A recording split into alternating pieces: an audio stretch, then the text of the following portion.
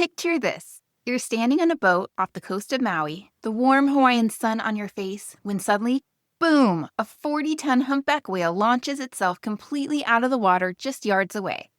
The splash soaks everyone on deck, kids are screaming with excitement, and you're fumbling for your camera thinking, did that just happen? Welcome to whale watching season in Hawaii, and trust me, it's one of those experiences that'll have you ugly crying into your Mai Tai later because you can't believe you actually saw that. I'm Marcie, and today we're diving deep into everything you need to know about whale watching in Hawaii. We're talking when to go, which island is best, whether those pricey tours are actually worth it, and, here's the good news, how to see whales for absolutely free if boat tours aren't your thing. First, let's talk timing. Humpback whales visit Hawaii every single winter, making the 3,000-mile journey from Alaska. They're not here for the Mai Tais, they're here to have babies, nurse their calves, and find mates in Hawaii's warm, shallow waters. The season runs December through April, but here's what you really need to know. January through March is peak season, with February being the absolute best month. That's when you'll see the most whales and the most action. Breaching, tail slapping, and those incredible displays that make everyone on the boat lose their minds. Can you see whales in early December or late April? Sure, but it's like trying to catch the last day of a sail. Technically possible, but you might be disappointed. If you're planning a trip specifically to see whales, aim for that January through March window. Now, let's talk islands. While you can see whales from all the Hawaiian islands, Maui is hands down the champion, and here's why. About 75% of Hawaii's humpback whale population, we're talking thousands of whales, spend their winter in the shallow channel between Maui, Lana'i, and Molokai. It's called the Au Channel, and it's basically the whale equivalent of Miami Beach in spring break. The Big Island, Oahu, and Kauai all get whales too, but if you want your best shot at seeing those giants up close, Maui's where it's at. Now, let's chat about Maui's whale watching tours, because this is where you'll have the most options, and honestly, where the best whale watching happens. The Pacific Whale Foundation deserves special attention here. This is a nonprofit organization that's been around since 1980, and they're basically the OG of whale watching on Maui. Every single tour is led by certified marine naturalists. These are people who genuinely know their stuff about whales. And here's the cool part. All their profits go back into marine research and conservation. They run the largest fleet of whale watching boats on Maui, which means they have more departure times than any other company, from sunrise to afternoon tours. Their standard 2-hour whale watch runs about $88 to $120 per person, depending on when you book, and they depart from Ma'alea Harbor.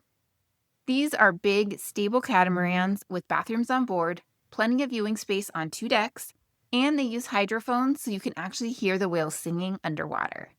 For families with young kids or anyone prone to seasickness, these larger, more stable boats are your best bet. If you want to go deeper, they also offer a 3-hour ultimate whale watch with the experts tour, where you're out with actual whale researchers. It costs more, about $120 to $160, but you're getting a much more in-depth educational experience. One insider tip is that Pacific Whale Foundation's Sunrise Whale Watch is legendary, and here's why it works so well. Hawaii doesn't do daylight savings time, so if you're visiting from the mainland, your body clock is going to have you wide awake super early anyway, especially those first few days. The sunrise tours take advantage of this. The water is calmest in the early morning, it's cooler, and your whale photos with that sunrise backdrop are absolutely stunning. Plus, you're done by mid-morning and you have your whole day ahead of you. For smaller group experiences, companies like Hawaii Ocean Rafting and Ultimate Whale Watch run raft-style tours with 16 to 26 people max. You're sitting low to the water, literally at eye level with the whales, and these captains can maneuver quickly to follow whale activity. Prices run $80 to $120 per person for a 2-hour tour. The trade-off? These are bouncier rides. If you've got back problems or get seasick easily, stick with the bigger catamarans. Most raft tours also have a minimum age of 7 or 8 years old. On the luxury end, Ali'i Nui offers what they call their top deck experience. Just 12 guests on the upper deck of a 65-foot catamaran with gourmet appetizers, open bar featuring craft beer and wine, and it's basically like whale watching from a yacht. You're looking at $140 to about $270 per person. if you're celebrating an anniversary or want that VIP experience, it's incredible. Okay, now here's a budget option that not enough people know about. The Maui to Lana'i Ferry.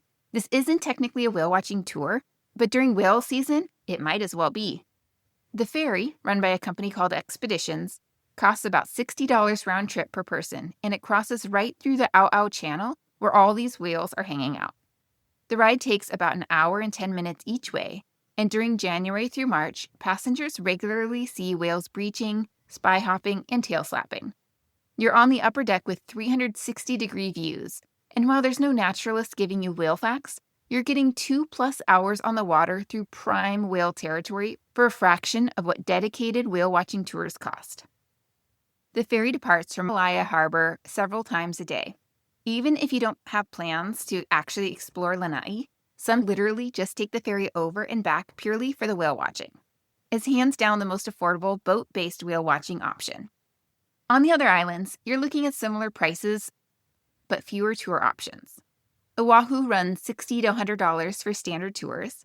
The Big Island is $75 to $120, and Kauai is around $85 to $125 per person. The Big Island is interesting because the Kona coast gets whales too, and you can sometimes see other whale species year-round. Pilot whales, sperm whales, not just humpbacks.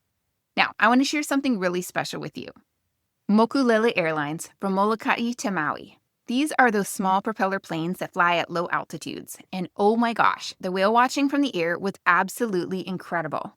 We were flying right over the Au Channel during March, and from up there, you could see pods of whales everywhere. You'd see the white splashes when they breached, the distinct shapes of mother whales with their calves, and because we were flying low enough, you could actually see them underwater too when the water was clear. The pilot even pointed some out over the intercom. And here's the thing. This wasn't even a specific whale-watching flight, it was just regular inter-island transportation.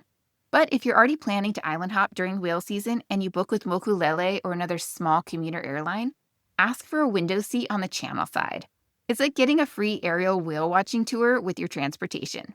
The views are completely different from what you'll get from boats or shore. It's one of those unexpected Hawaii moments I'll never forget. Okay, let's talk about taking young kids whale watching because this is where I want to be really honest with you. The general recommendation is age 7 and up for whale watching tours. At that age, kids can sit long enough, follow instructions, and actually remember the experience. But can you take younger kids? Technically, yes, but here's what I want you to know. Ages 3 to 6 can be hit or miss. Some kids are totally mesmerized. I mean, it's a giant animal bigger than a school bus. Other kids get restless after 20 minutes of scanning the horizon. If you're taking preschoolers, choose a shorter tour, like 2 hours max. Pick a stable catamaran over a bouncy raft, and book it early in your trip. That way, if it doesn't go well or you don't see whales, many companies offer free rebookings. Under age 3, honestly, from a mom who's done a lot of Hawaii adventures with kids, save your money. They won't remember it, they'll probably get cranky, and you'll spend your whole time managing a toddler instead of whale watching. Better to watch from the shore with them and do boat tours when they're older.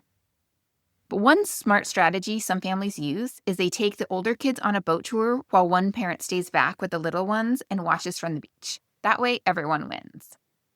Okay, so here is my favorite budget hack. You can see whales for absolutely free from shore, and during peak season, the sightings can be just as amazing as from a boat. On Maui, the best free spot is Papawai Scenic Lookout. It's also called McGregor Point.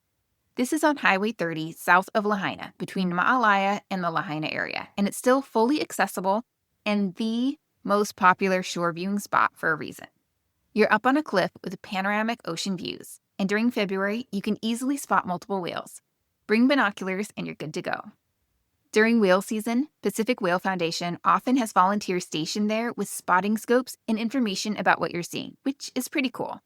The lookout is easy to access. There's a pullout right off the highway, but be super careful pulling in and out because traffic on Highway 30 can be fast. Other great Maui spots include the Wailea Oceanside Path, Ka'anapali Beach Walking Path, and Kamauli Beach Park in Kihei. Honestly, anywhere along Maui's west and south shores during peak season, you're likely to see whales. On Oahu, head to the Makapu'u Lighthouse Trail. It's an easy paved path with incredible views and regular whale sightings. The Big Island's Kohala Coast offers great shore viewing, and on Kauai, try the North Shore beaches or the South Shore lookouts. The key to successful shore whale watching: look for whale spouts, that spray of water when they come up to breathe. Once you see a spout, keep watching that area. Whales surface every 10 to 15 minutes, so you're likely to see them again. And if you see a full breach from shore, that's basically winning the lottery. Beyond boat tours and shore viewings, you've got some unique options. There's kayaking. This is for adventurous types who want an intimate experience. Several Maui companies offer guided kayak whale watching tours. You're paddling along low to the water, and whales sometimes swim right past you. It's incredible, but remember, you're actually working here. These tours typically cost around $149 and combine whale watching with snorkeling. It's not recommended for families with young kids or anyone who's not comfortable kayaking for a couple of hours. There's also flying between islands during whale season. Like I mentioned with my Mokulele experience, if you're already planning to fly between islands during January through March, those inter-island flights can offer spectacular whale views. Book a window seat, and if you're flying between Maui and any neighboring island, you're likely to see whales below. It's not a dedicated whale watching experience, but it's an incredible bonus to your regular travel. Okay, so let me give you some practical tips that'll make your whale watching experience way better. Here's what to bring. Reef-safe sunscreen, this is non-negotiable in Hawaii. A hat that won't fly off. Sunglasses, a light jacket because it gets windy on the water. Your camera or phone in a waterproof case. And bring your own water and snacks. Most tours provide some refreshments, but you know what you like. Here are some seasickness tips. If you're prone to getting seasick, take Dramamine or Bonine the night before and the morning of your tour. Once you're on the boat, stay on deck, keep those eyes on the horizon, and avoid going into the cabin. Some people swear by C-bands, those wristbands with pressure points. They're like $6 at any drugstore and worth trying. Also, morning tours tend to have calmer water than afternoon tours, which matters a lot if you're worried about getting sick. And photography. Whales don't perform on command. You might spend 30 minutes scanning the horizon before seeing anything, then suddenly there's action everywhere. Use your phone's burst mode for breaching shots, and honestly, don't spend the whole time behind your camera. Put it down sometimes and just watch. The experience is better than the photos. Now, here's where whale watching fits into your bigger Hawaii vacation planning, and where some personalized advice can really help. If you're trying to figure out how whale watching fits into a multi-island itinerary, which tours make sense based on where you're staying and your family's dynamics, or whether it's worth building your entire traditions. Maybe you're wondering if you should skip the pricey Maui whale watching tour and save that money for a luau instead. Or you've got a 5-year-old, an 8-year-old, and a teenager, and you're not sure how to make whale watching work for all of them. These are the kinds of decisions that can benefit from talking through your specific situation with someone who knows Hawaii really well. Our consultations are $149 for 60 minutes or $69 for 30 minutes, and we help you make smart choices about where to spend your time and money. Plus, we partner with travel agent Kim at Stuffed Suitcase, who can handle all your travel bookings, and her consultation fee gets waived when you book through her. You can learn more at hawaiitravelwithkids.com/hawaii-travel-consultant. So here's the bottom line on Hawaii whale watching. If you visit between January and March, especially on Maui, you're almost guaranteed to see those incredible animals, whether you take a boat tour, ride the Lana'i Ferry, watch from shore, or even fly between the islands at the right time. Budget-conscious families can have an amazing experience on Pacific Whale Foundation's larger boats starting around $88, the Lana'i Ferry for about $60 round trip, or by watching for free from places like Papawai Lookout. If you want something more intimate and have the budget, splurge on smaller group raft tours or luxury catamarans. And if you've got young kids, be realistic about attention spans and consider waiting a few years for boat tours while enjoying shore viewing now. Whatever you choose, seeing a humpback whale in the wild, especially when they breach, is one of those moments you'll be talking about for years. It's the kind of Hawaii experience that makes the flight, the expense, and even the screaming toddler at 2 a.m. in your hotel room totally worth it. That's it for this episode. If you found this helpful, you can find all our other Hawaii episodes and resources at hawaiitravelwithkids.com. And hey, if you see some whales this winter, tag us on Instagram. We love seeing your Hawaii adventures. Aloha.